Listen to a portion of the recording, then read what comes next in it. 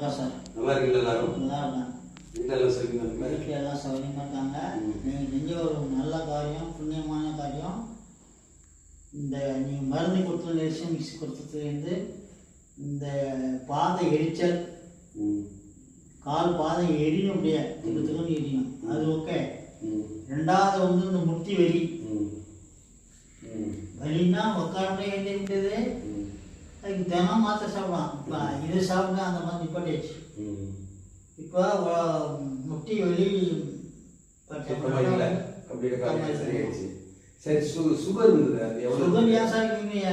400 நானே என்ன மருந்து சாப்பிட்டு பார்ப்பேன். அந்த மருந்தையே சுகர் மாத்திரை 3 வேளை சாப்பிடணுமா?